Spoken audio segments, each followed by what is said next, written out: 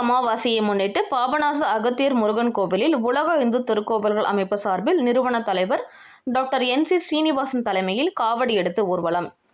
ஆடி அமாவாசையை முன்னிட்டு திருநெல்வேலி மாவட்டம் பாபநாச பகுதியில் அமைந்துள்ள அருள்மிகு லோகநாத நாயகி உடனுறை பாபநாச சுவாமி ஆலயத்திலிருந்து உலக இந்து திருக்கோவில்கள் அமைப்பு சார்பில் வனத்துறை பகுதியில் அமைந்துள்ள அகத்தியர் முருகன் கோவிலில் திருநெல்வேலி மாவட்ட தலைவர் சரவணன் மற்றும் காயத்ரி சரவணன் ஏற்பாட்டில் உலக இந்து திருக்கோவில்கள் அமைப்பின் ஒத்துழைப்புடன் பாபநாச அருள்மிகு லோகநாயகி பாபநாச சுவாமி ஆலயத்திலிருந்து காவடி எடுத்து சுமார் 4 கிலோமீட்டர் தொலைவில் மலைமேல் உள்ள முருகன் கோவில் வரை நடந்து சென்று பாலாபிஷேகம், அலங்காரம் ஆகியவை உலக இந்து திருக்கோவில்கள் அமைப்பின் நிறுவன தலைவர் ஆன்மீக செம்மல் வாழ்நாள் சாதனையாளர் டாக்டர் NC ஸ்ரீனிவாசன் குருஜி அவர்கள் தலைமையில் நடைபெற்றது.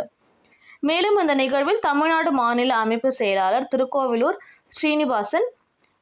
ஸ்ரீனிவாசன் ஜி அவர்கள், மேலூர் மாவட்ட தலைவர் ரமேஷ்ஜி அவர்கள், திருநெல்வேலி மாவட்டத்திற்குள் உள்ள பொறுப்பாளர் மாவட்ட துணைத் தலைவர் பிரவீன்ஜி, மாவட்ட துணை செயலாளர் பாலகிருஷ்ணன், உலக இந்து திருக்கோவில்கள் அமைப்பு தமிழ்நாடு மாநில வழக்கறிஞர் பிரிவு தலைவர், அமைப்பின் சட்ட வல்லுநர், சென்னை ஹைகோர்ட் வழக்கறிஞர் சதீஷ் ராஜ், நடுக்கல்லூர் மாரியப்பன், ஒசூர் ஹரிகிருஷ்ணன். நிகழ்வில் உலக இந்து திருக்கோவில்கள் அமைப்பு மாநில ஊடக பிரிவு துணை செயலாளர் அனந்த் மற்றும் திருவள்ளூர் ஒருங்கிணைந்த ஊடக பிரிவு தலைவர் ஜெகநாதன் ஆகியோர் கலந்து கொண்டனர்.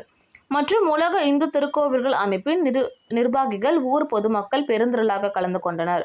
மேலும் இந்த ஆலயத்தின் சிறப்பு என்னவென்றால், இது முழுக்க முழுக்க மலைமேல் வனத்துறையின் கட்டுப்பாட்டில் உள்ளதால் பல வருடங்களுக்கு இந்த திருவிழா நடைபெறாமல் இருந்தது.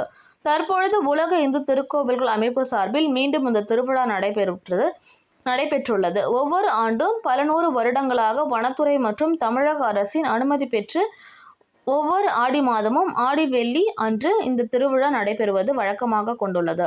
இந்த நிகழ்வினால் அப்பகுதியில் உள்ள ஊர் பொதுமக்கள் மற்றும் பக்தர்கள் மகிழ்ச்சி அடைந்தனர். அதேபோல உலக இந்து திருக்கோவில்கள் அமைப்பினருக்கு தங்களது நன்றிகளையும் தெரிவித்தனர்.